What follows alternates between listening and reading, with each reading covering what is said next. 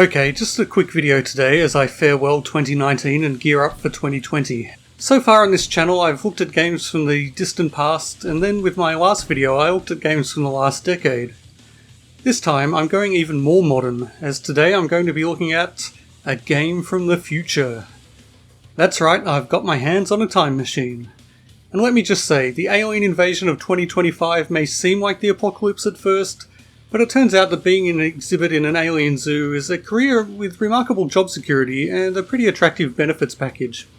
In the meantime though, let's take a look at Hellbound, a game that isn't even out yet. But there is a demo available on Steam, as well as a survival mode.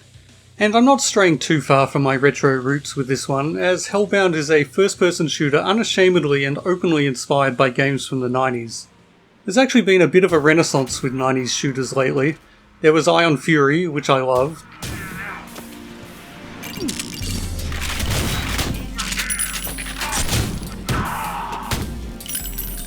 And a Medieval, which I liked but thought was a little overrated.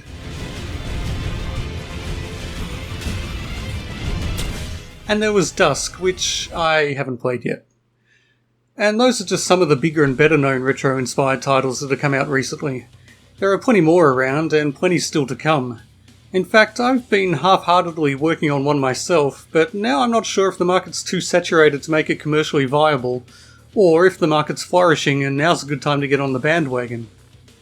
But that's me speaking as a wannabe developer. As a consumer, I don't think you can have too many 90s style FPSs kicking around. Because hey, the 90s was when we got Doom, which remains my favourite game of all time. And if a new game claims to be inspired by the granddaddy of all FPSs, then I'm going to be interested. Hellbound wears its inspirations very much on its sleeve, or at least on its logo. This isn't exactly like the iconic Doom logo and typeface, but it's reminiscent of it to say the least. And this is hardly the first game with a logo that's a fond callback to it.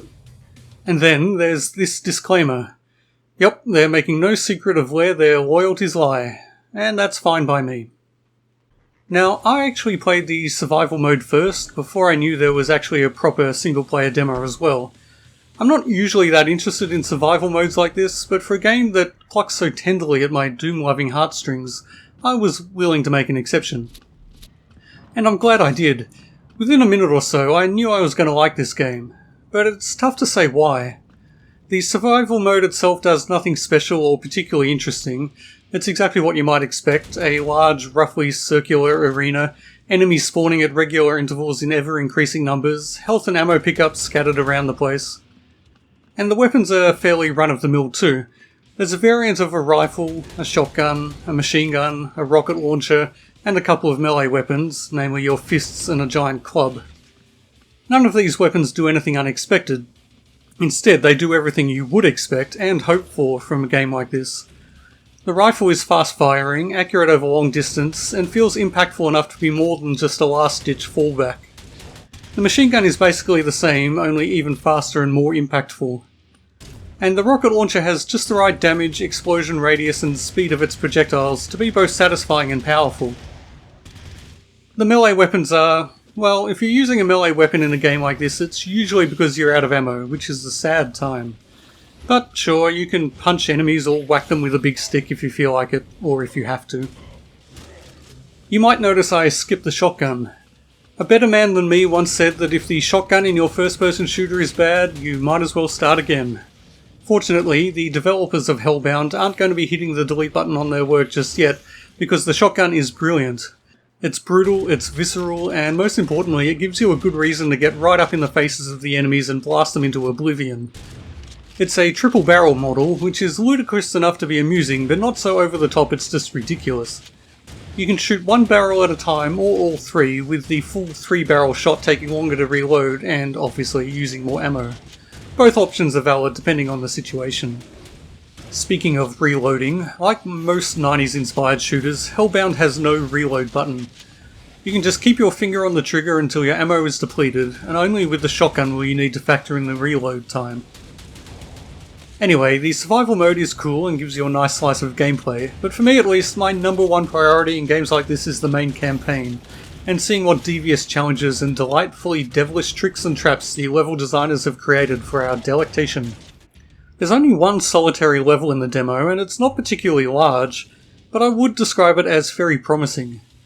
The one thing that I consider to be the hallmark of 90s game design philosophy, and the one thing that I wish modern game designers would do more often, is that the levels are designed to be like a game and not like a slice of reality. Even Doom 2016, an excellent game in many ways, lost something in my opinion when it tried to recreate somewhat realistic moon bases and communication stations and so on. This is why I still prefer user-made WODs for old school Doom. With such old technology, it's impossible to render realistic environments except in the crudest ways, so the level designers don't bother, instead focusing on creating an environment that's simply fun to explore and challenging to navigate. And Hellbound's one level does this well. There are essentially three main areas: a rocky organic cave section, an open outdoor area, and a large dome-like structure. They flow together nicely and provide reasons to explore while also guiding the player in a logical way towards the ultimate goal. There are three secrets, one of which I found immediately, one that took a while, and one that eludes me still. I could look it up online, but I kind of want to figure it out myself. It's not a particularly sophisticated level, but it is an excellent starting point and a very encouraging sign of what the completed game may be like.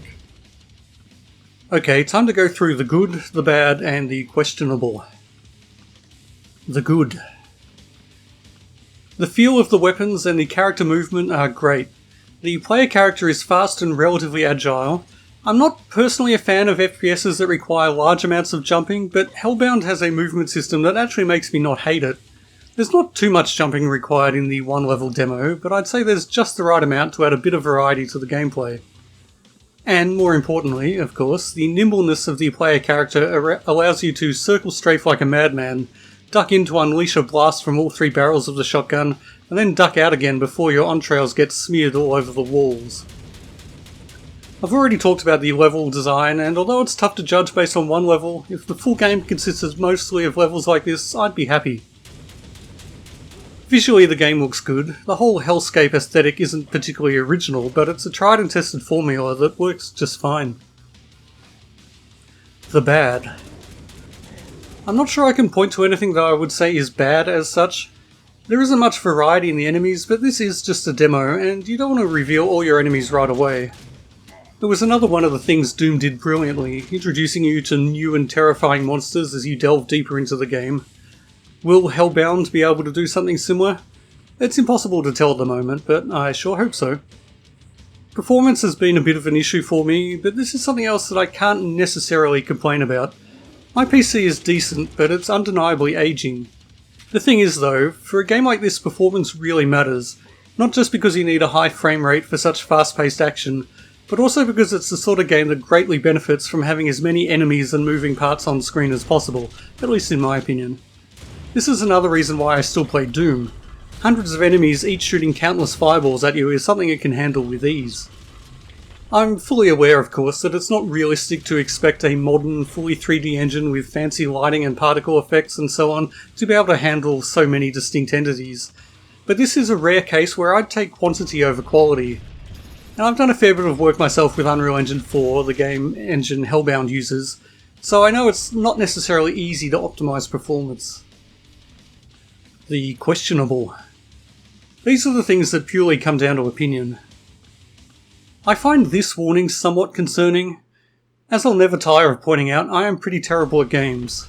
Challenge is not something I require from the games I play, and although I'm not totally adverse to challenge so long as the game is good enough to keep me coming back, it's more likely to put me off than it is to hook me in. And the thing is, in my memory, 90s shooters weren't hard, nor were they easy.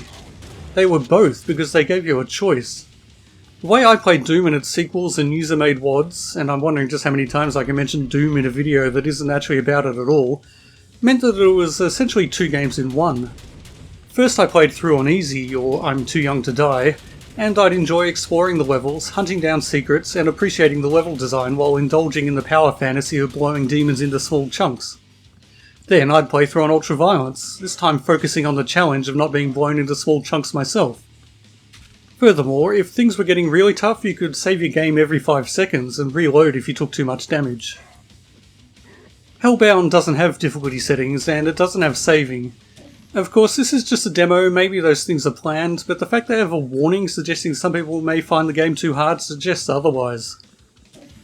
In truth, this demo level isn't too tough. I died on my first attempt, but after that I learned to be a bit more careful. And that in itself is also kind of a concern. I don't necessarily want to play a game like this carefully, I want to go in all guns blazing. But of course, if they make the game easy enough to facilitate the power fantasies of doddering old men like me, the game will be nowhere near challenging enough for people with actual skill. That's why I see selectable difficulty settings as a win-win. The only people who lose out in that scenario are people who, for some baffling reason, care how other people play the game.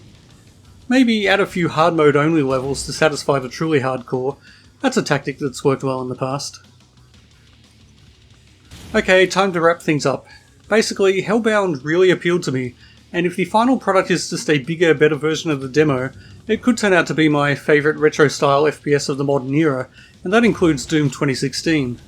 Not everyone will share that opinion, of course, but if you have any interest in this type of game at all, there's no reason not to check it out. Anyway, that's it from me for now. I'm looking forward to building this channel over the coming year. My goal is to get to 1,000 subscribers. Will I make it? Judging by current trends, no. But hope springs eternal, and other cliches. Okay, thanks for watching, and until next time, get off my lawn.